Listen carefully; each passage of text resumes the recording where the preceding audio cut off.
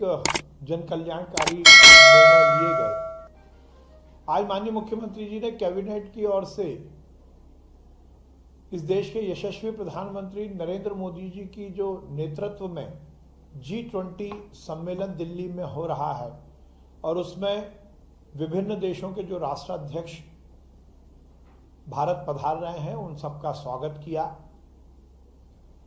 Cabinet ने इस बात को लेकर माननीय प्रधानमंत्री जी का साधुवाद किया कि उनके नेतृत्व में ये देश विश्व के मानचित्र पर अपना एक अलग स्थान बनाने में सफल रहा है। G20 देशों की अध्यक्षता करना निश्चित रूप से हमारे भारत के प्रधानमंत्री नरेंद्र मोदी जी के व्यक्तित्व और कृतित्व की जो अनूठी पहचान है उसको प्रतिपादित करता है। आज मध्य प्रदेश की कैबिनेट ने भारत में आए सभी विभिन्न देशों के राष्ट्राध्यक्षों का स्वागत किया है और माननीय प्रधानमंत्री जी को इस बात की बधाई दी है कि उनके नेतृत्व में ये G20 सम्मेलन सफलतापूर्वक निष्पादित हो रहा है। विगत दिनों मध्य प्रदेश में बारिश को लेकर बड़ा संशय था। अल्प वर्षा के कारण फसल को बड़ा नुकसान होने की आशंका थी। अल्प वर्षा के कारण बिजली की डिमांड में भी बहुत तेजी से इजाफा हुआ था। हमारा जनरेशन और जनरेशन के अलावा यदि हम अलग अलग क्षेत्रों से बिजली की आपूर्ति के लिए उसकी खरीदी करते हैं, उसके बाद भी बिजली का संकट का निदान शायद हम नहीं कर पाते।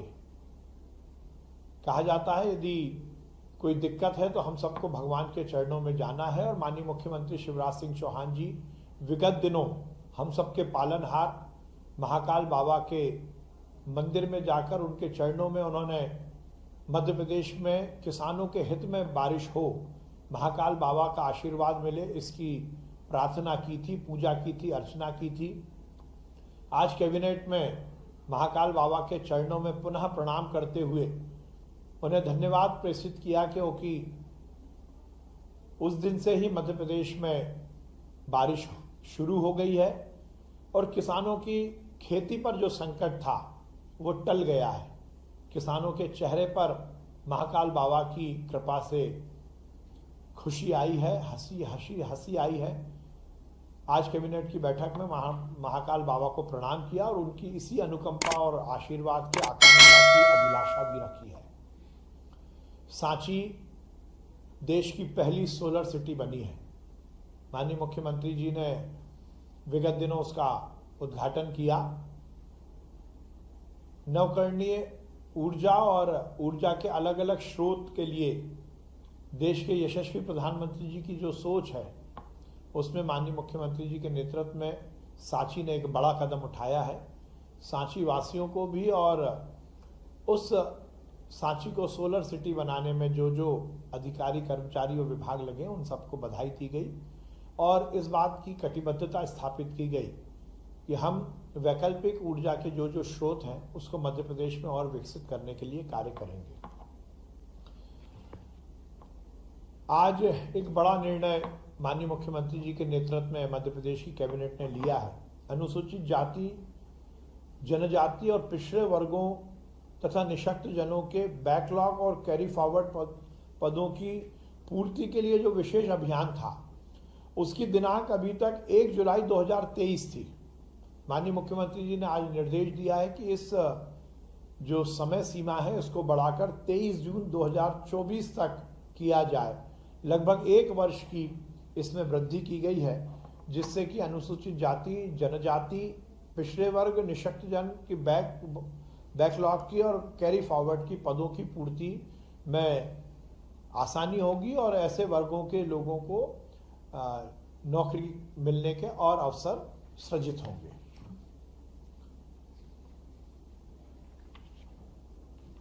आज अतिथि शिक्षकों के लिए बड़ा निर्णय कैबिनेट की बैठक ने लिया गया। जैसा माननीय मुख्यमंत्री शिवराज सिंह चौहान जी ने इस बात की इच्छा व्यक्त की थी और अतिथि शिक्षकों के जीवन में और सुधार के लिए सरकार की कटिबद्धता को स्थापित किया था, उस परिप्रेक्ष्य में आज कैबिनेट की बैठक में निर्णय लिया गया कि अतिथि शिक्षक वर्ग 1, वर्ग 2 और वर्ग 3 का जो वर्तमान मानदेय है उसमें इजाफा करते हुए उसको दुगना किया गया है। अतिथि शिक्षक वर्ग 1 का जो मानदेय था वो 9,000 रुपये है, उसको बढ़ाकर मध्य प्रदेश की भारतीय जनता पार्टी की सरकार ने अब 18,000 रुपये कर दिया है। वर्ग 2 का जो 7,000 रुपये मानदेय था उसको बढ़ाकर शिवराज सिंह चौहान जी के निर्देश पर 14,000 रुपये कर दिया गया है, और वर्ग 3 का जो मानदेय था वो 5,000 रुपये था, उसको बढ़ाकर 10,000 रुपये कर दिया गया है। यह अतिथि शिक्षकों के लिए एक बड़ी राहत भारतीय जनता पार्टी की सरकार मध्य प्रदेश में की है शिवराज सिंह चौहान जी के द्वारा। निश्चित रूप से इससे अतिथि शिक्षकों को बहुत लाभ मिलेगा। मॉब लिंचिंग को लेकर सुप्रीम कोर्ट ने जो गाइडलाइन विभिन्न प्रदेशों को दी है, उस गाइडलाइन के अनुसार मध्य प्रदेश मॉब लिंचिंग पीड़ित प्रतिकर योजना 2023 को लागू करने की सहमति आज की कैबिनेट में दी गई है।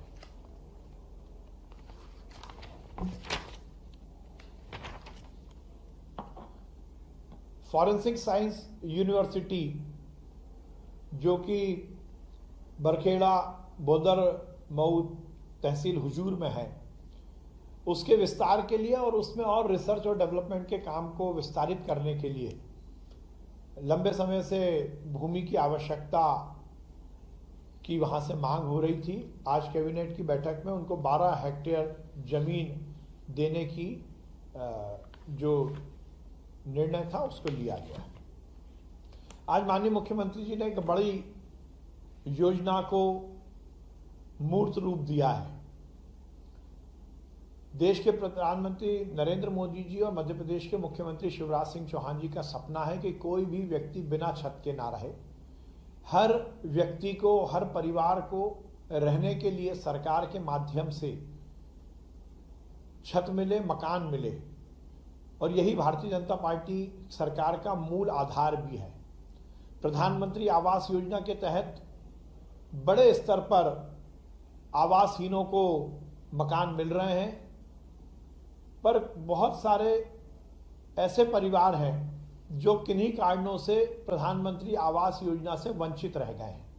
किसी का कोई टेक्निकल कारण है या किसी और कारण से उनको मकान मिलने की योजना में सम्मिलित होने का लाभ नहीं मिल पाया। आज शिवराज सिंह चौहान जी ने मध्य प्रदेश में नई योजना की शुरुआत की घोषणा की है। वो योजना के माध्यम से वो व्यक्ति जिनको कि अभी तक किसी सरकारी योजना के तहत आवास नहीं मिला है, ऐसे आवासहीन परिवारों को आवास देने की योजना की शुरुआत हो रही है।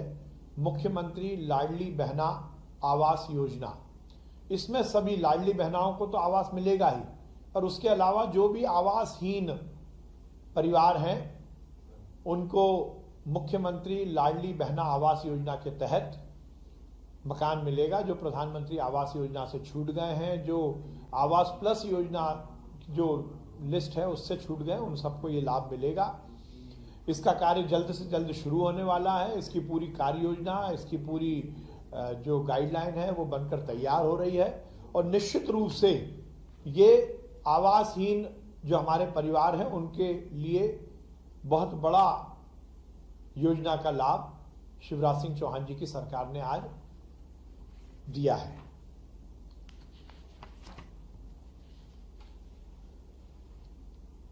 हम लगातार शिक्षा के प्रचार प्रसार और खासकर उच्च शिक्षा के लिए काम कर रहे हैं।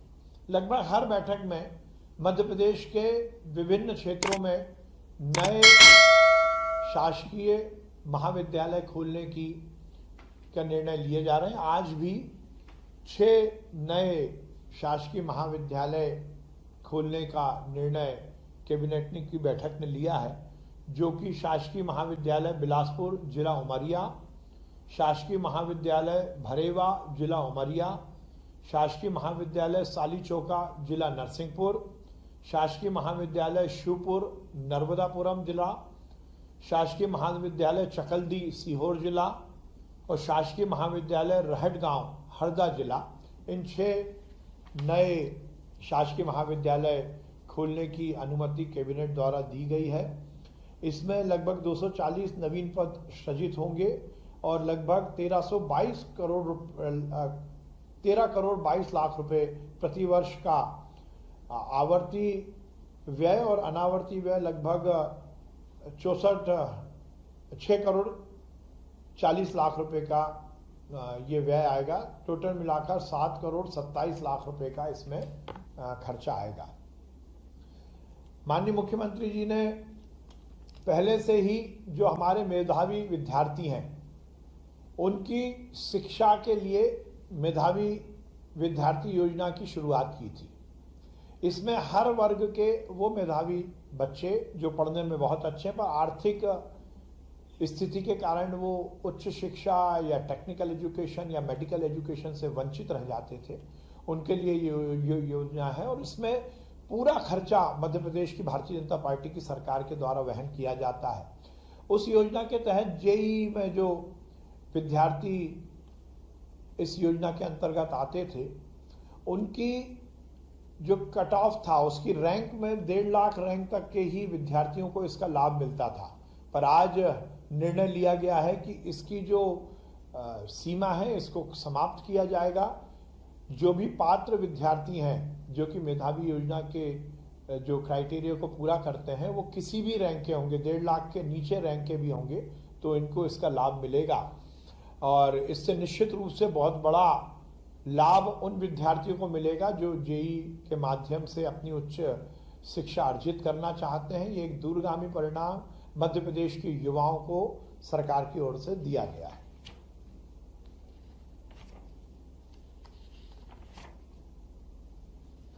आज मध्य प्रदेश की एमएसएमई विकास नीति में सॉल्वेंट एक्सट्रैक्शन प्लांट और एक्सप्लेवर प्लांट को भी इसमें जोड़ा गया है, जिससे कि एमएसएमई योजना का जो लाभ, इस नीति का जो लाभ है इन जो प्लांट है उनको भी अब मिलेगा। स्वास्थ्य के क्षेत्र में हमारी सरकार लगातार काम कर रही है। माननीय मुख्यमंत्री जी का स्पष्ट निर्देश है कि स्वास्थ्य व्यवस्थाएं और चुस्त और दुरुस्त हों।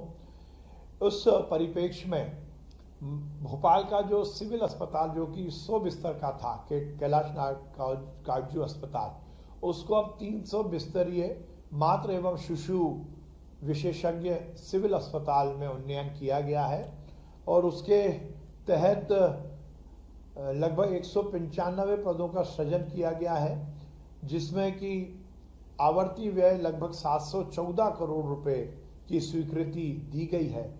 इसमें जहां डॉक्टर्स, पैरामेडिकल और नर्स स्टाफ तो रहेगा ही, उसके साथ साथ अस्पताल के सुचारू संचालन के लिए साफ सफाई, हाउसकीपिंग, भोजन व्यवस्था, सुरक्षा, सीसीटीवी सर्विलेंस, इलेक्ट्रिकल संधारण, लिफ्ट ऑपरेशन, जल आपूर्ति सहित धुलाई, पार्किंग, ये सब व्यवस्थाएं केंद्र सरकार की जो HLL लाइफ केयर लिमिटेड है उनसे कराए जाने की स्वीकृति भी कैबिनेट द्वारा दी गई है। विगत दिनों गांधी मेडिकल कॉलेज के नए भवन के लोकार्पण के कार्यक्रम में मध्य प्रदेश के चिकित्सा शिक्षा से जुड़े हुए डॉक्टर्स और हेल्थ से जुड़े हुए डॉक्टर्स को लेकर माननीय मुख्यमंत्री जी ने बड़ी घोषणा की थी। हमारे चिकित्सीय संवर्ग की एक बड़ी डिमांड बहुत दिनों से थी कि उनकी जो सेवाएं हैं उसको DSCP के माध्यम से संचालित किया जाए। उसको लेकर डॉक्टर्स अलग अलग स्तर पर अपनी मांग उठा रहे थे। माननीय मुख्यमंत्री जी ने बड़ा निर्णय लेकर यह सुनिश्चित किया है कि अब मध्य प्रदेश के चिकित्सा शिक्षा से जुड़े हुए जो हमारे चिकित्सक हैं, चिकित्सा शिक्षा विभाग से जुड़े हुए जो चिकित्सक हैं, जो कि शिक्षा के काम में लगे हैं, और वो डॉक्टर जो स्वास्थ्य विभाग के माध्यम से हमारे अस्पतालों में अपनी सेवाएं दे रहे हैं, उनकी नौकरी अब DSCP के माध्यम से संचालित होगी और उसमें वेतनमान को लेकर जो भी हमारे डॉक्टर्स की मांग थी उसको पूरी तरह से माननीय मुख्यमंत्री जी ने माना है। और ये आज का दिन मध्य प्रदेश के इतिहास में और खासकर हेल्थ सेक्टर के इतिहास में दर्ज होने वाला है। हमारे डॉक्टर्स के सुविधाओं के उन्नयन के लिए आज का दिन बहुत महत्वपूर्ण है। उसमें जो शैक्षणिक संवर्ग है उसमें जो स्पेशलिस्ट डॉक्टर्स हैं उनका ग्रेड पे के लिए 3 वर्ष, 7 वर्ष और 14 वर्ष की सेवा अवधि को स्वीकार किया गया है, जिसमें कि उनको 8,000, 9,000 और 10,000 रुपए का वेतनमान मिलेगा। ये एक अपने आप में बहुत क्रांतिकारी निर्णय है।